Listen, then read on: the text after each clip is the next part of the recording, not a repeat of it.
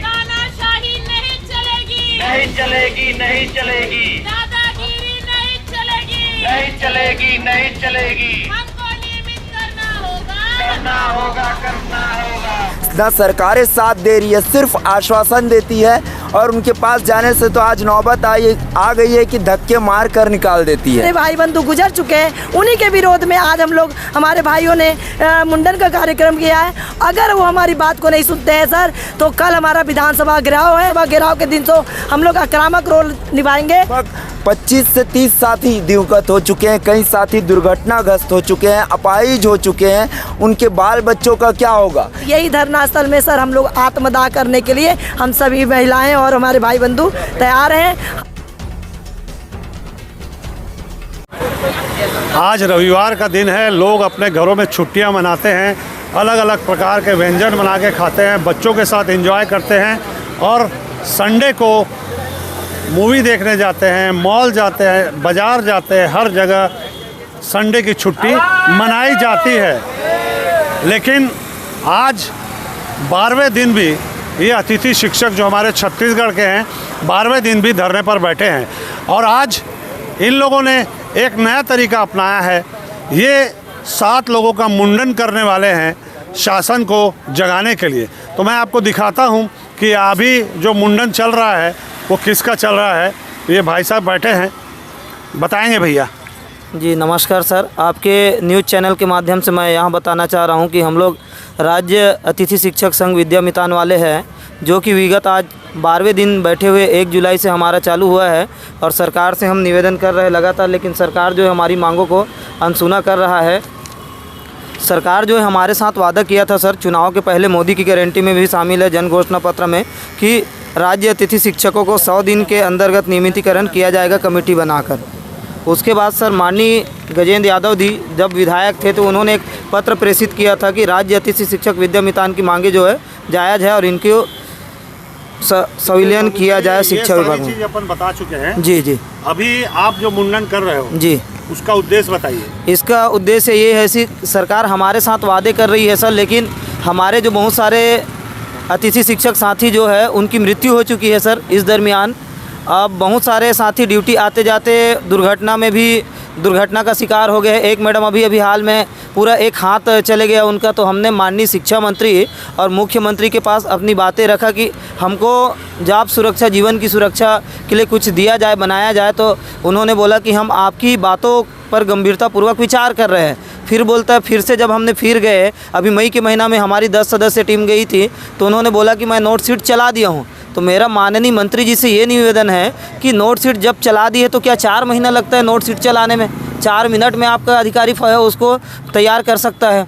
तो 4 महीने से सर हमको केवल और केवल आश्वासन मिल रही है कि आपकी मांगों पर गंभीरतापूर्वक विचार किया जा रहा है, आप जो है वापस चले आए जाइए। तो हमारा कहना ये सर, हमको अब आश्वासन नहीं चाहिए, हमको अब आदेश चाहिए, क्योंकि हम लोग बहुत द्रवित हो चुके हैं सर। और द्रवित होकर आज हम लोग अपनी साथियों के शोक सभा के रूप में श्रद्धांजलि अर्पित करने के लिए यहाँ मुंडन का कार्यक्रम कर रहे हैं सर। और सरकार से हाथ जोड़कर निवेदन कर रहे हैं कि हमारी मांगे यदि पूरी हो जाती तो हम अपनी कर्तव्य स्थल पर चले जाएंगे। हमको यहाँ पे भूखे प्यासे बैठकर हड़ताल करने का शौक़ नहीं है सर।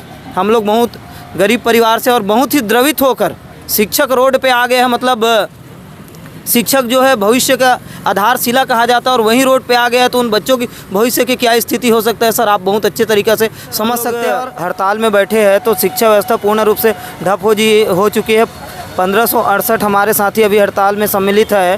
तो उन स्कूलों की स्थिति जो है अभी दायनीय है, क्योंकि सारे जो हमारे शिक्षक हैं विषय विशेषज्ञ और उन विषयों की पढ़ाई बिल्कुल भी नहीं हो रही है। तो उन बच्चों की भविष्य को ध्यान में रखते हुए कम से कम हमारी मांगों को पूर्ण करने की कृपा करेंगे। और यदि मांगे हमारी पूरी नहीं होती है सर, तो हम लोग जो है कल विधानसभा का घेराव करेंगे। उसके बाद भी हमारी मांगे यदि पूरी नहीं की जाती है तो हम उग्र से उग्र प्रदर्शन करेंगे, जिसमें अर्धनग्न है, शव यात्रा है। उनके बाद भी और भी बहुत सारी एक्टिविटी हमारे पास रणनीति के रूप में तैयार है सर। और एक चीज़ और सर, जब प्राइवेट स्कूल को रेगुलर किया जा सकता है, छपरवा है और हमारे नारायणपुर का एक स्कूल है विवेकानंद आश्रम, तो हमारा जब सारी चीज़ें हमारे शिक्षा विभाग से है, लेटर में भी शामिल है, तो हमारा क्यों नहीं हो सकता है? जैसे प्रयोगशाला लोग को अभी कार्य से बर्खास्त किया गया था सर, उनको पुनः लिया गया है। तो हम तो कार्यरत है और हमको शिक्षा विभाग से ही पेमेंट हो रहा है, तो हमारा क्यों नहीं हो सकता है सर? जब बाहर हुए व्यक्तियों को ले सकता है, जो योग्यताधारी नहीं है, प्रयोगशाला आर्ट्स वाले उनको साइंस में लिया जा सकता है, तो हम तो पूरी क्वालिफिकेशन रखते हैं और हमारी भर्ती नियम के तहत हुआ है सर, तो हमारा भी होना चाहिए। और हम यहाँ पे अपनी अधिकार मांगने के लिए आए सर। अब हमको आश्वासन नहीं चाहिए सर, अधिकार चाहिए। यदि मांगे पूरी नहीं होती है तो हम उग्र आंदोलन की चेतावनी देते हैं। कहाँ से आए? मैं बीजापुर जिला से हूँ सर, नक्सल बॉर्डर से, छत्तीसगढ़ का अंतिम छोर से हूँ सर, जहाँ पे ना शिक्षा की व्यवस्था है ना तो पानी की, बहुत ही दुखी है। वहाँ पे हम लोग बच्चों को शिक्षा का जोत जलाते हैं सर और सिखाते हैं। आपके माध्यम से पहले तो हम सरकार को निवेदन कर रहे हैं आपके माध्यम से कि आपने 2016 में हमें लाए हो और आप अपने नारे में बोलते हो कि सबका विकास सबका साथ, ऐसा करके। तो मान्यवर विगत 10 वर्षों से, और ये 11 वर्ष हमारा रनिंग है, जहाँ पर सुदूर बिहार क्षेत्रों में हम वहाँ पर शिक्षक अलग जगा रहे हैं और बच्चों का भविष्य गढ़ रहे हैं, लेकिन हमारी भविष्य अंधकार में ही है। तो हम सिर्फ एक ही मांग है हमारी कि हमें शिक्षा विभाग में समायोजित नियमितीकरण कर दीजिए। यही अनुग्रह आपके लिए चाहिए, हमें बस यही चाह रहे हैं हम। आज 12वां दिन है आपके आंदोलन का, और आज आप लोगों ने 7 लोग मुंडन कराने का निर्णय लिया। एक मुंडन हो गया है और भी बाकी लोग मुंडन करा रहे हैं, तो मुंडन कराने की ज़रूरत क्या पड़ गई? ऐसा क्या हो गया? सर 15 सालों से सरकारें बदलते रही, सिर्फ आश्वासन मिला, नोट शीट बने, कागज़ पत्री बना, अनुशंसा बना, और हम नेता मंत्रियों से लेकर मंत्रालय अधिकारियों के पास दौड़ते रहे। मानसिक रूप से इतना टूट चुके हैं हमारे साथी, और इस मानसिक प्रताड़ना में हमारे कई साथी दिवंगत हो चुके हैं, स्वर्गवासी हो चुके हैं। हाँ, और उनका परिवार और उनकी स्थिति इतनी दयनीय है।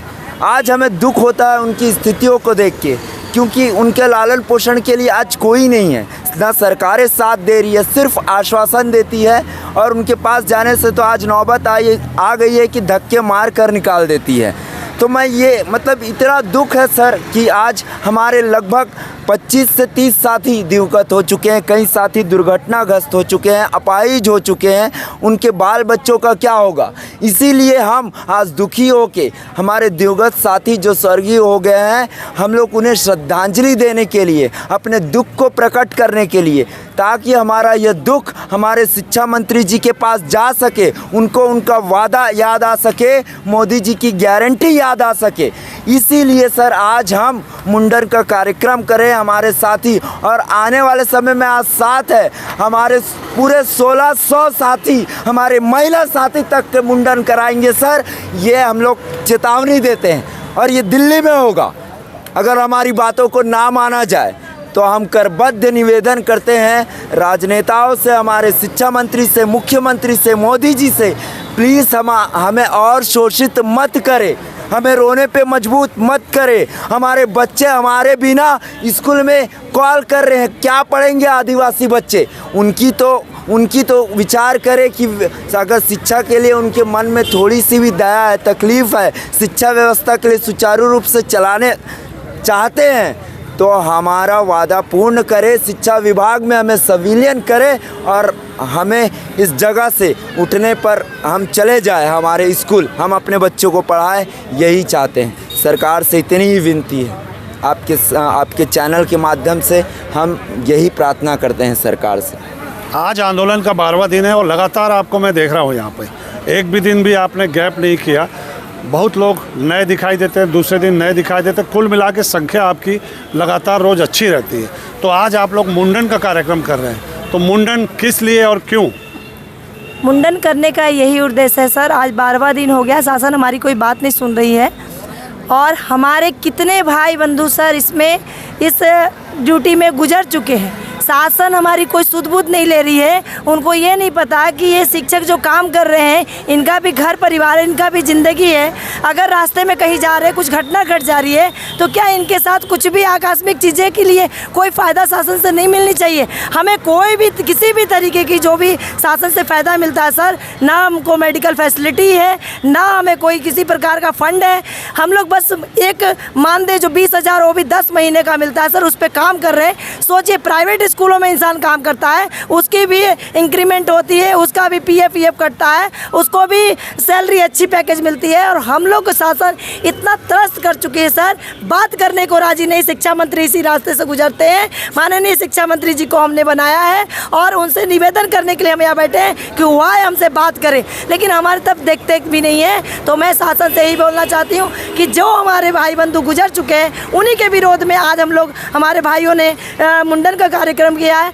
अगर वो हमारी बात को नहीं सुनते हैं सर, तो कल हमारा विधानसभा घेराव है और उस दिन तो ऐसा हम लोग करेंगे कि आने वाले समय में अगर विधानसभा घेराव के दिन तो हम लोग आक्रामक रोल निभाएंगे, क्योंकि बहुत ही परेशान हो चुके हैं। और नहीं अगर शासन बात सुनती है तो यही धरना स्थल में सर हम लोग आत्मदाह करने के लिए हम सभी महिलाएं और हमारे भाई बंधु तैयार हैं। हम लोग अब मरने के कगार पे सर, हमारी स्थिति ऐसी हो गई है कि हम बात नहीं, हमारी जवान आवाज़ नहीं निकल रही है सर, फिर भी हम शासन तक अपनी बातों को पहुंचाना चाहते हैं। आखिर शासन क्या चाहती है हम लोगों से? हम लोग से बात करें कि क्यों हमको इतना हमारे साथ विमुख होकर बात कर रही है, हमसे मिलना नहीं चाहती है। तो माननीय मुख्यमंत्री जी, शिक्षा मंत्री जी, हमारी जो मांग है, एक ही मांग है, जो हमारा अधिकार है समान काम समान वेतन संविलियन, वो हमको करके हमारा सौगात दे दे, हमको हमारे अपने घर की ओर जाने के लिए उत्सुक कर दे। धन्यवाद। जी सर, हम लोग अतिथि शिक्षक विद्या मितान संघ से हैं और लगातार आज 12 दिन हो गए हम लोग यहाँ धरना प्रदर्शन कर रहे हैं, हड़ताल कर रहे हैं और सरकार तक अपनी मांगों को पहुँचा रहे हैं। लेकिन सरकार है कि हमारी मांगों को सुनने का नाम ही नहीं ले रही है और हमारे मांगों को पूरा नहीं कर रही है। इस स्थिति में हम लोग को दयनीय हो गया है कि इतना दिन हो गए हम लोग यहाँ पे दुर्ग में आकर जमे हुए हैं और अपनी मांगों को बिल्कुल रख रहे हैं। इसी तारतम्य में हम कल रैली करने जा रहे हैं, जो कि एक सबसे बड़ी रैली होगी और उग्र आंदोलन होगा। हम इसके जरिए से सरकार को बताना चाहते हैं कि वे हमारी मांगों को पूरा करें और हमें हड़ताल से सीधे स्कूल जाने का अनुमति दें। मैं ममता पटेल, रायगढ़ जिला उपाध्यक्ष। आज हम लोग यहाँ 12 दिन हो गया ना हड़ताल पे बैठे हैं अपनी मांगों को पूरा करने के लिए, और इस बीच हम लोग को बहुत सारी समस्याओं का सामना भी करना पड़ रहा है।